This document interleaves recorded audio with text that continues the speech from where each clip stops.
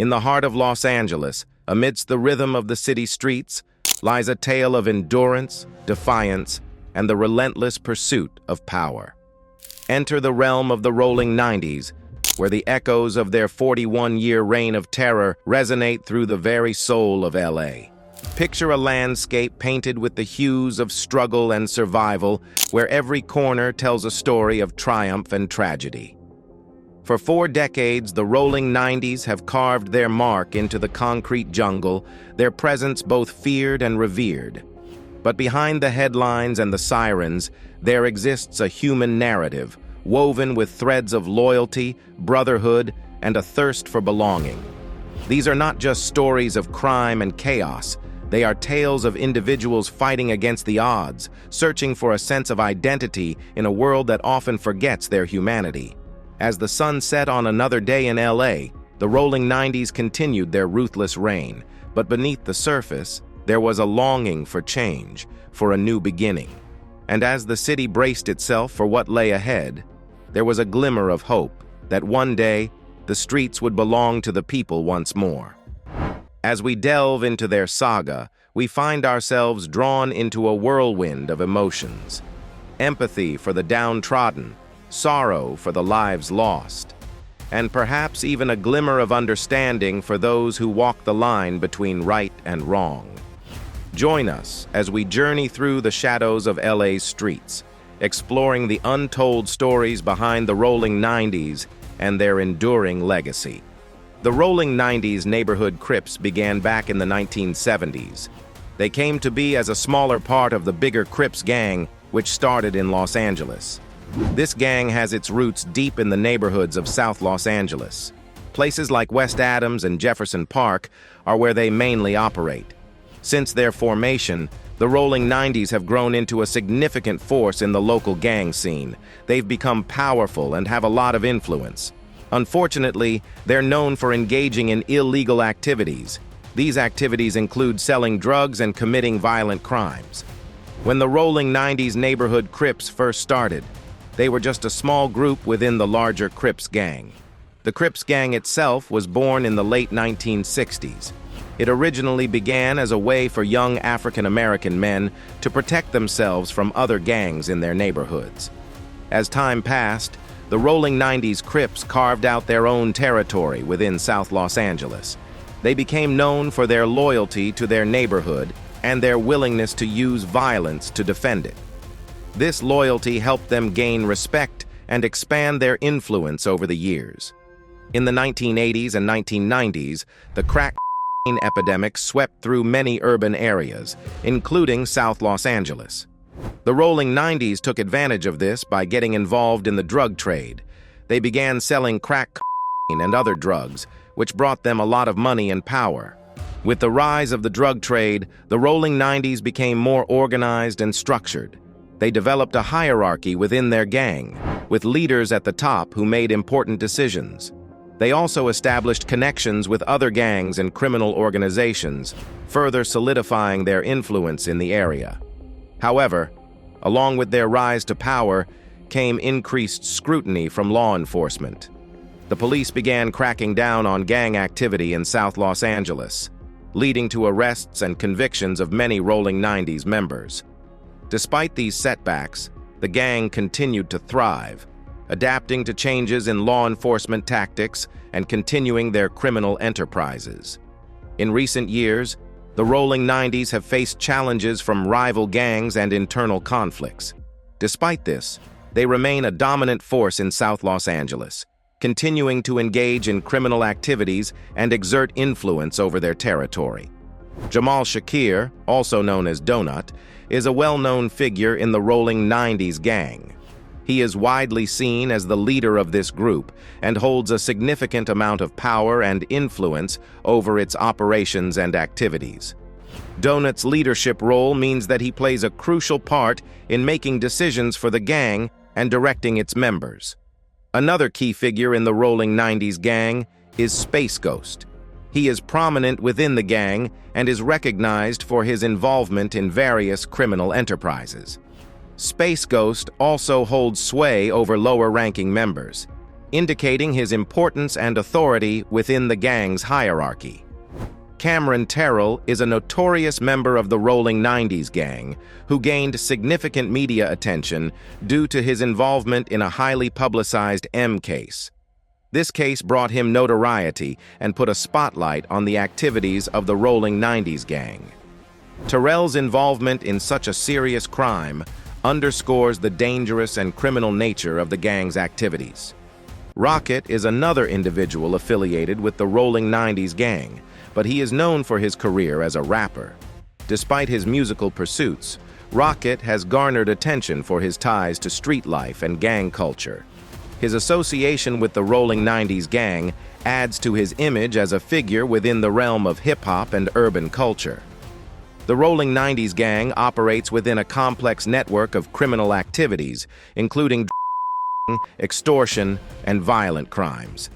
The key figures within the gang, such as Donut, Space Ghost, Cameron Terrell, and Roquette, play integral roles in driving and perpetuating these illicit activities. Donut's leadership is instrumental in coordinating and organizing the gang's operations. His authority allows him to make strategic decisions that impact the gang's activities and interactions with rival groups or law enforcement. Space Ghost's influence over lower-ranking members suggests that he plays a crucial role in maintaining discipline and cohesion within the gang. His involvement in criminal enterprises likely contributes to the gang's financial gains and overall power. Cameron Terrell's high-profile involvement in AM case highlights the extreme violence and criminality associated with the Rolling 90s gang. His actions have drawn attention to the gang's activities and have contributed to its reputation for ruthlessness. Rockette's affiliation with the gang provides him with credibility within the world of hip-hop and street culture. His music often reflects themes of gang life and urban struggles, drawing on his experiences and connections within the Rolling 90s gang. These key figures within the Rolling 90s gang represent different facets of its operations and influence. From leadership and organization to street credibility and media attention, each individual plays a distinct role in shaping the gang's identity and activities. The Rolling 90s gang has been entangled in several high-profile cases, shedding light on the dynamics of gang activity and its impact on communities. Among these cases involves Cameron Terrell, which underscores the intersection of affluence and gang involvement. Additionally, the gang has faced accusations and legal repercussions for and violent crimes, contributing to its notoriety within law enforcement circles. Cameron Terrell's involvement in a M case thrust the Rolling 90s into the spotlight. Despite hailing from a privileged background, Terrell found himself embroiled in the gang's activities. The incident in question revolved around a fatal shooting in South Los Angeles, where Terrell was accused of serving as the getaway driver. The victim, a 21-year-old man, tragically lost his life in what authorities deemed a gang-related altercation. What made this case particularly noteworthy was the contrast between Terrell's affluent upbringing and his alleged ties to gang activity. It highlighted the stark reality that gang involvement transcends socioeconomic boundaries, challenging common perceptions of who may be susceptible to such influences. The case sparked discussions about privilege, youth culture, and the pervasive reach of gang affiliations in urban communities. One of the most notable cases involves Jamal Shakir. He is widely seen as the leader of the Rolling 90s gang.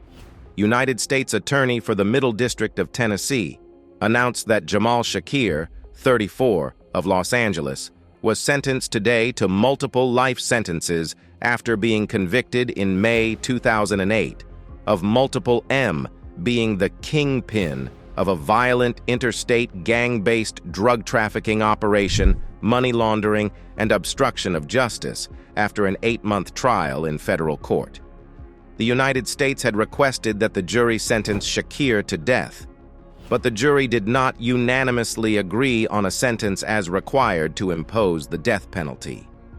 Senior United States District Judge who presided over the trial sentenced Shakir to 16 life sentences, to be followed by an additional 9 consecutive life sentences for the M and the other criminal conduct. The judge also imposed a forfeiture verdict of $3 million on each of 3 counts, totaling $9 million. The United States Attorney also stated, "We pursued justice for each of the M victims and each of the victims of the other violent crimes this defendant committed as part of this interstate enterprise."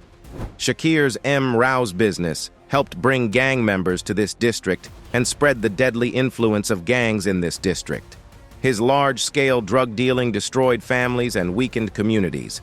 He was unalived to obstruct justice, but failed to avoid conviction and these richly deserved multiple consecutive life sentences.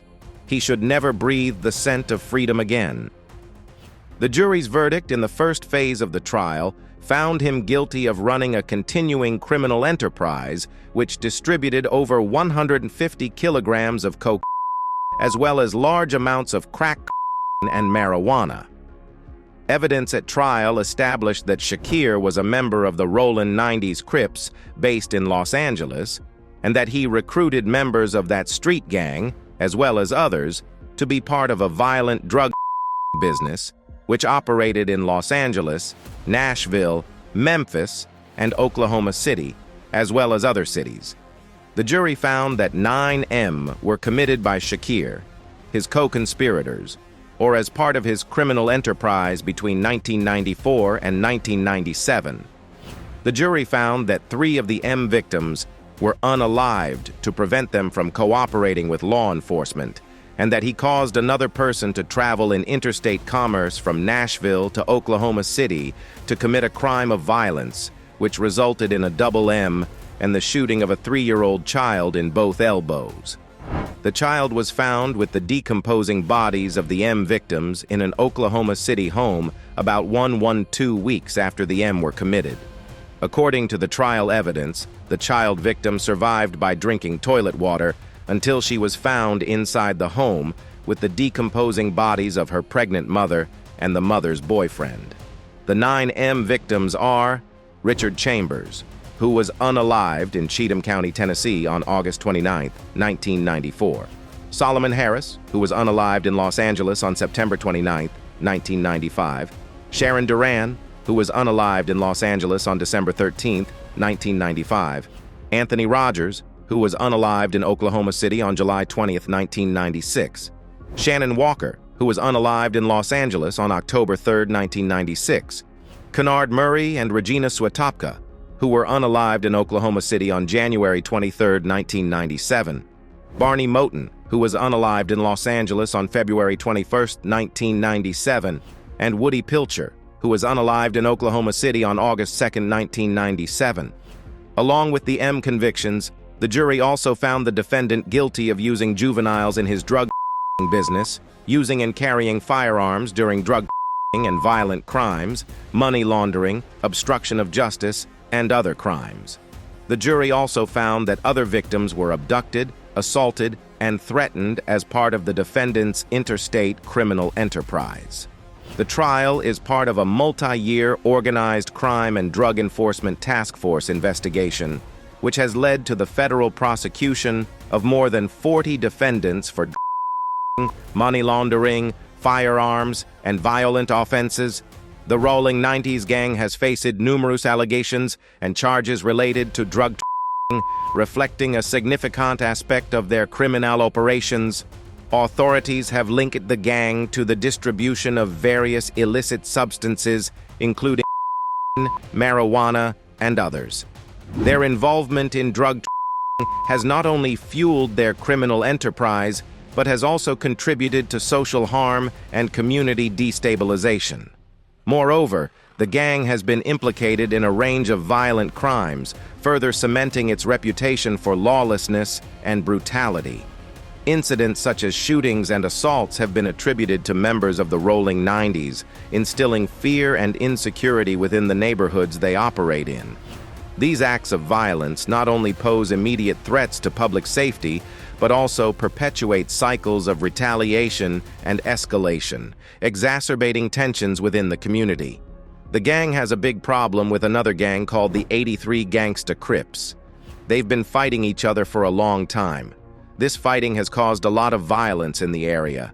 The Rolling 90s and the 83 Gangsta Crips are both well-known gangs in Los Angeles. They don't get along at all. They often have violent fights with each other. These fights happen because of disagreements and bad feelings between the two gangs. These fights aren't just small arguments. They're serious and sometimes even deadly. People from both gangs get hurt or killed during these fights. The fights can happen anywhere, from the streets to public places. Both gangs try to show their power and dominance by fighting each other. The Rolling 90s and the 83 Gangsta Crips have been fighting for a long time. This has created a cycle of violence that's hard to stop. When one gang attacks the other gang feels like they have to fight back. This leads to more violence and retaliation. The conflict between the Rolling 90s and the 83 Gangsta Crips affects the community too. People who live in the area where these gangs operate often feel scared and unsafe. They worry about getting caught in the middle of a fight or becoming victims of gang violence. Law enforcement agencies also have a hard time dealing with the conflict between these two gangs. They try to stop the violence and keep people safe, but it's not easy. Gang members are often involved in illegal activities like drug dealing and gun, which makes them dangerous to deal with. Despite efforts to stop the violence, the rivalry between the Rolling 90s and the 83 Gangsta Crips continues. Both gangs are deeply rooted in their neighborhoods and have strong connections with their members.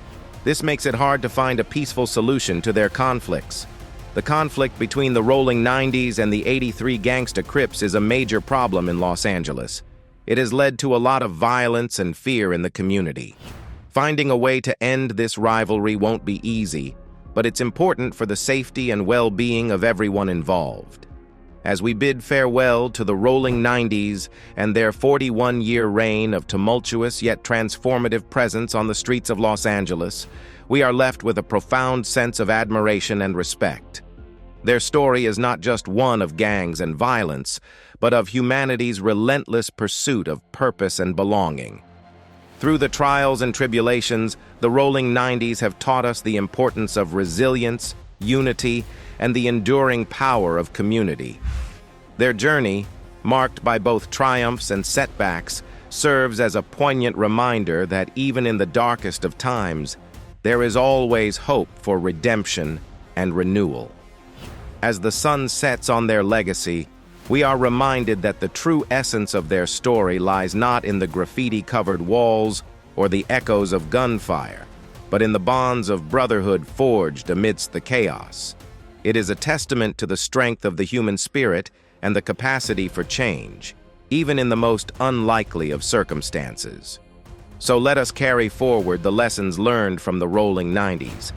Let us strive to build bridges instead of walls, to seek understanding instead of division, and to always hold on to hope, even in the face of adversity. For in the end, it is our shared humanity that will ultimately prevail.